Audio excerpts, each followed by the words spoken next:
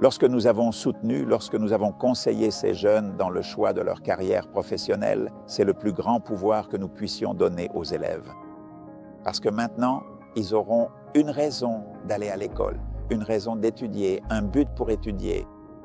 Et dans mes questionnaires, dans mes questions, dans mes recherches auprès de ces élèves, quand je leur demande « Pourquoi viens-tu à l'école ?»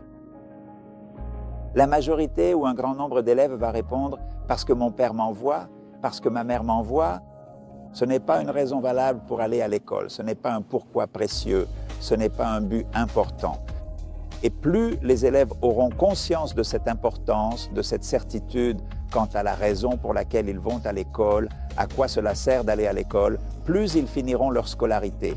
Maintenant, pourquoi doivent-ils aller à l'école? Parce que je veux une vie de qualité, parce que je veux voyager à travers le monde. C'est cela que nous devons transmettre à ces jeunes. Pour les jeunes, il faut aborder les matières d'une manière différente, les promouvoir d'une façon différente.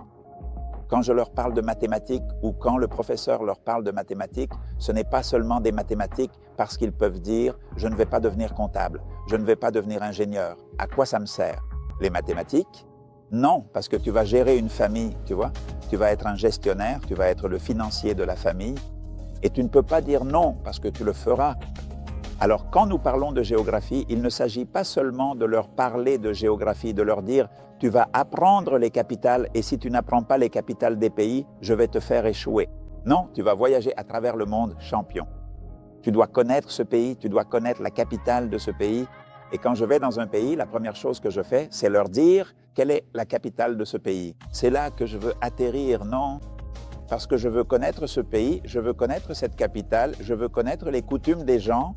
Pour moi, c'est ça, connaître une ville, c'est connaître les coutumes de ces personnes. Alors, c'est ainsi que nous pouvons enseigner la géographie, c'est ainsi que nous pouvons enseigner les mathématiques, l'histoire.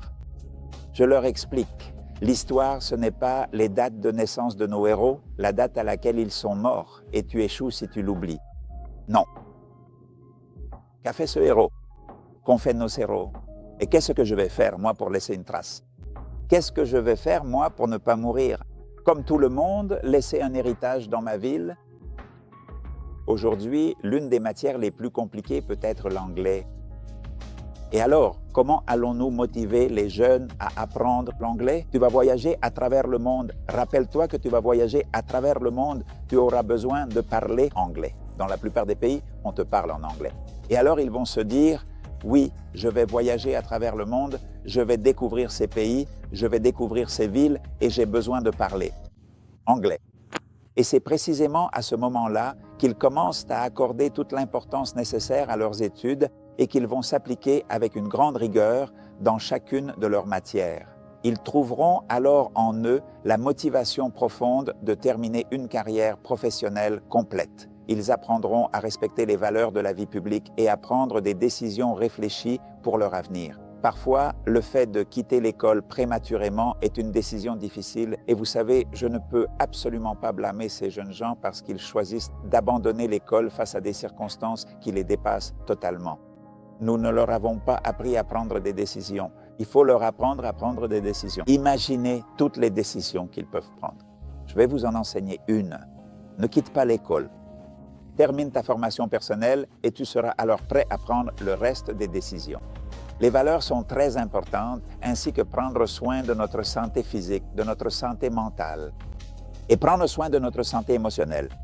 Ces sujets, aussi simples soient-ils, lorsque je travaille avec mon équipe qui développe ce projet, que je pense que nous allons mentionner, Carlos, Maria Esther, d'autres personnes très importantes qui m'aident dans ce programme, je leur dis, messieurs, pensez-vous que nous pouvons opérer ce changement dans l'humanité? Avec un programme aussi simple, la réponse est oui. Oui, nous pouvons y arriver. Et ce programme n'est pas fermé. Chacun d'entre vous aura l'opportunité de faire des suggestions à ce programme. Il lui manque quelque chose. Ce programme ne devrait pas avoir cela.